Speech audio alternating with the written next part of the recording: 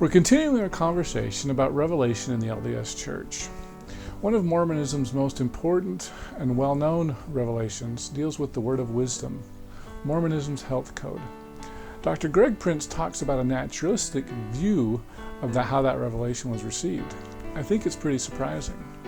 We'll also tell some stories about President McKay. Did he prefer Coke or Pepsi? Check out our conversation. Another thing that gets short shrift in the word of wisdom is about meat and hot drinks. What does Greg have to say about that? It's going to be a very fun conversation. I hope you join us. Before you do, I just want to mention a couple of things. Adam and Robert are frequently liking our Facebook posts, and I want to thank you for doing that. The more people that like them, the more people that will see them. So please continue to like our posts. I've also noticed it seems like we get more comments on our YouTube channel. Ricardo and Angie asked a couple of questions that I think are very interesting. So check out that. And please give me some feedback, whether it's on iTunes, Stitcher, YouTube, Facebook. I'd love to hear what you guys think about our conversations and if you have any comments or questions. Also, let me know who else you'd like to talk to. Now back to our conversation. If you look at the word of wisdom, how many people have recreated what the conventional wisdom of 1833 was in the United States about temperance?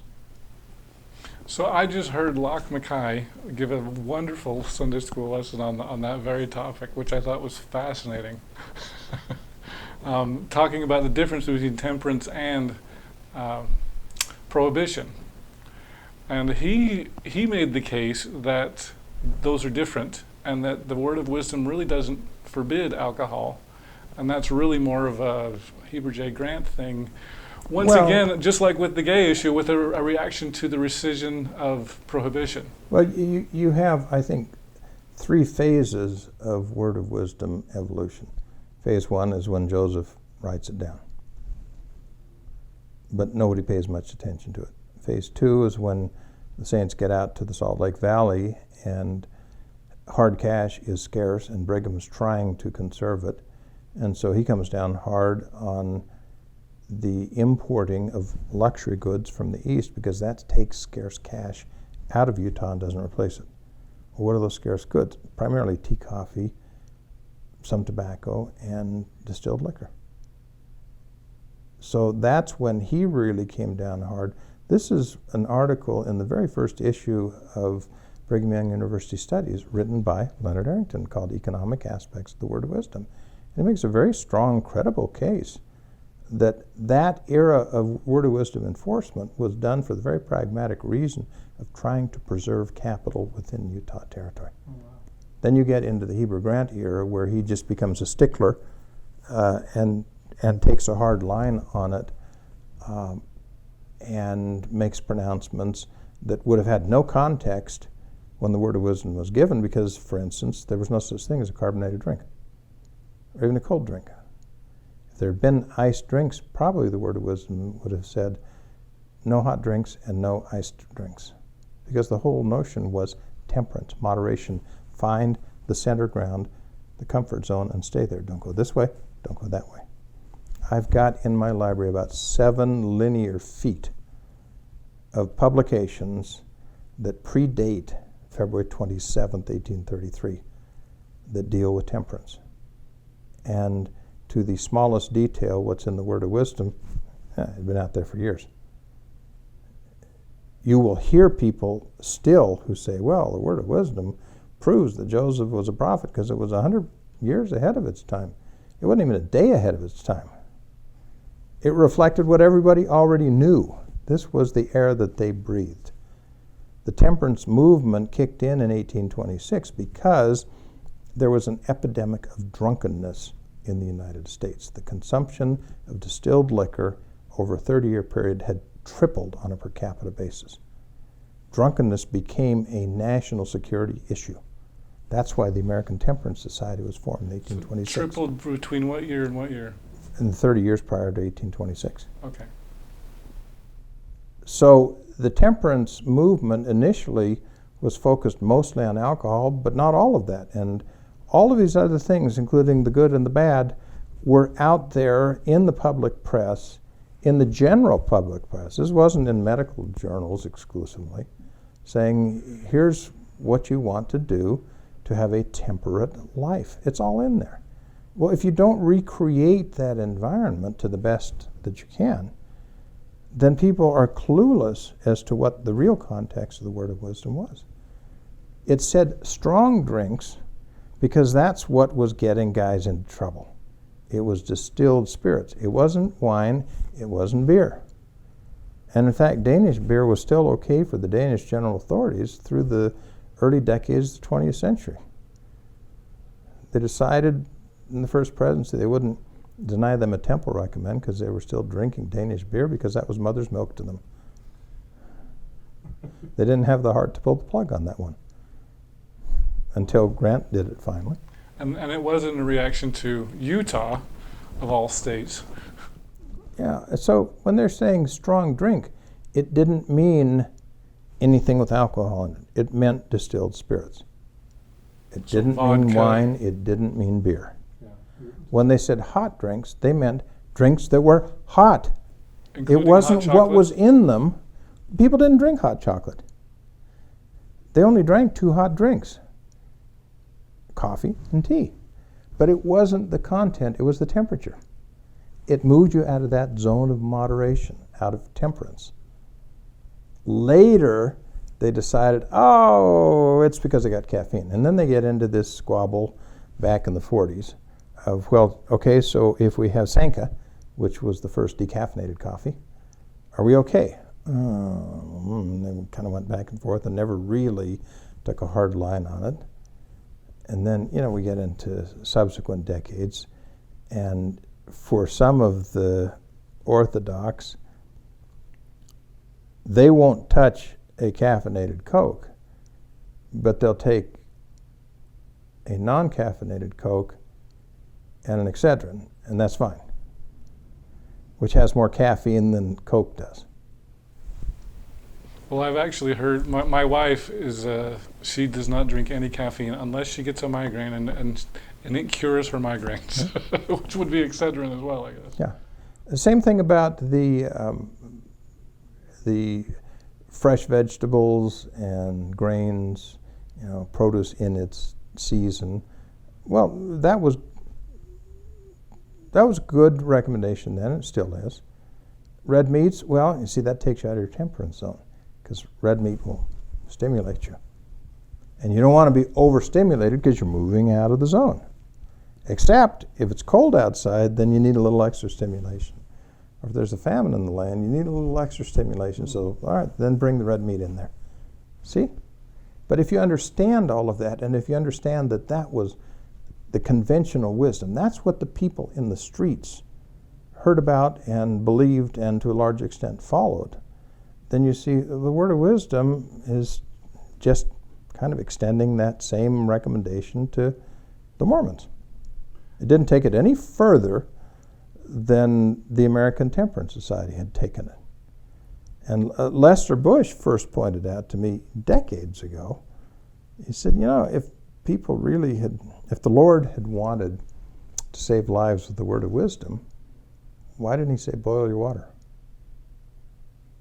Because until the cigarette making machine was invented in the first decade of the 20th century, the word of wisdom didn't save lives. Before that, when you had to roll your own, people didn't smoke enough for a long enough period because they tended to die of infectious diseases that they were getting lung cancer. What was killing them was mostly waterborne bacteria, which could have been killed if they had boiled their water. Oh well. So this is interesting to hear because it sounds like a very naturalistic explanation for the word of wisdom. And I guess some would say, well, is that really revelation then?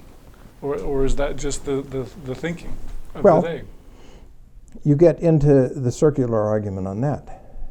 Is something revelation because we call it revelation, or is the nature of the something what later qualifies it as being revelation? If you're looking for the splitting the ceiling and the voice of the Lord dropping through type revelation, how many instances of that do we have within the LDS tradition? Not very many. Any? Even the revelation on priesthood, it's not that kind. It's not the voice of God penetrating the temple. Yes, it is described by some who were there as a Pentecostal experience. That's different, though. So, what is the nature of revelation? And that turns out to be a very difficult thing to pin down. One thing that you can pretty much say across the board is revelation is more process than event. In the words of Stephen Gould, the biologist, the evolutionary biologist, he described evolution as punctuated equilibrium. That you have kind of a steady state, and then you have some cataclysmic events, and you have these spikes of evolution. That turns out not quite to have held up the way that he would have liked to have it hold up, but it's an interesting image, and I think that the reality in our historical record says that that's a good model to explain some of the things we've gone through. That there's a process that's pretty much steady state, and then it may be punctuated by an event here and there that is a game changer. Look in the earliest days of the church at some of the visions and how they changed things in pretty short order, like the vision of the 3 degrees of glory, or the later vision of the celestial kingdom. All right, well, the last thing I want to just talk about as far as word of wisdom is concerned, can you tell the story about President McKay and both Coke and rum cake? I think that's a great story. He loved rum cake. That's that story. The story about Coke is that when there was still the Valley Music Hall out in Bountiful, which now is a multi-stake center. Wasn't it Elder Ballard used to own it that, was. didn't he? It was one of several across the country, all built at the same time by the same company. It was a theater in the round. There was one in Maryland that was torn down several years after we moved back there, but we went to a couple of events there, and it was pretty much a clone of the one out here. So the guy who told me this was a BYU student at the time, but he was doing publicity for the theater, and they had invited the McKays to a performance there. So it was his job to pick up the McKays, take them there. He got them seated before the crowd came in and said, I'd be happy to get you some refreshments now, but I have to apologize for one thing, and that is by contract, the paper cups that we use for our soft drinks are Coca-Cola cups. So, but I can get you a beer, I can get you orange, I can get you Sprite, whatever. And he said, President McKay looked up at him and said, what's on the cup doesn't matter so long as what's in the cup is a Coke. Now, that's what's in the book. Before the book was published, I was chatting with one of the secretaries who had worked in President McKay's office. She was still alive because she went to work for him right after she got off her mission. So she was much younger than the other secretaries in that office. And I gave her the first, well, whatever chapter it was that had that Coke anecdote in it. I gave it to her, and I was a little nervous because she's a very conservative woman.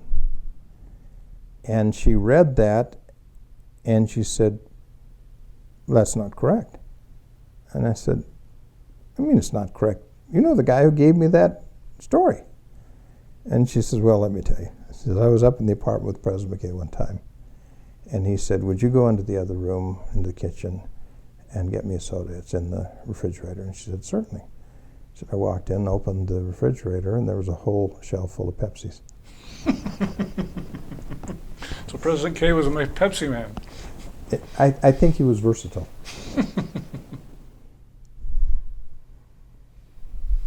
Okay, so there's that other story about rum cake. Yeah, that he was at a party and he enjoyed rum cake. If you can eat it with a fork, it's okay, I guess. So I mean, if I recall from your book, I think this is the quote, that it said something to the effect that there's no problem with eating alcohol, it's drinking it that's the problem. Yeah, same idea. Eat it with a fork and you're okay. So I just think most people, and the funny thing is now we have this new, BYU finally is allowing Coke on campus. Yeah, suddenly there is a demand for it where there wasn't a demand before. I understand it's still not a demand at BYU Idaho, though. It's still prohibited. I guess the BYU Idaho students need It to might be part of picketing or the something. application that they file when they want to go there. Do you have an appetite for Coca-Cola with caffeine? And if they say no, then they get sent to BYU Idaho. Maybe that's what's going on.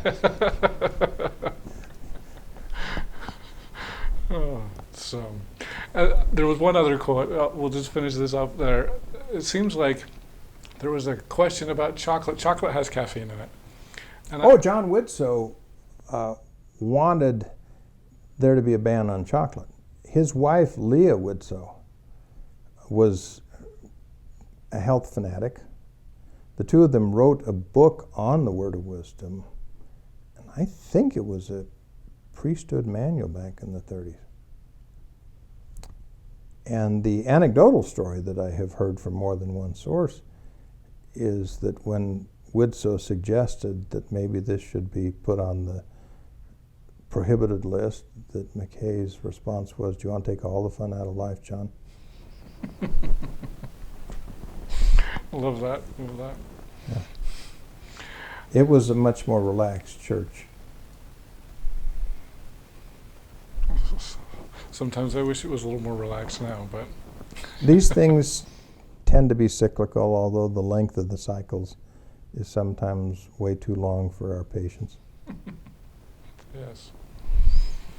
I hope you enjoyed our conversation with Greg Prince. Aaronic priesthood young men have primarily been responsible for preparing, blessing, and passing the sacrament. How has that changed over the years? That's what we'll talk about in our next conversation, and Greg Prince will tell a very interesting story. He comes out to meetings regularly. He's part of the deacon's quorum. But he's not a member. Would it be okay if he passed the sacrament? Yeah, it'd be okay. Oh, really? This is what year? This was in the 30s. In the 1930s. Click here to subscribe, click here for a transcript, and over here you'll see some other videos that we've done here on YouTube. We hope you'll use this as a valuable resource to learn more about Mormon history.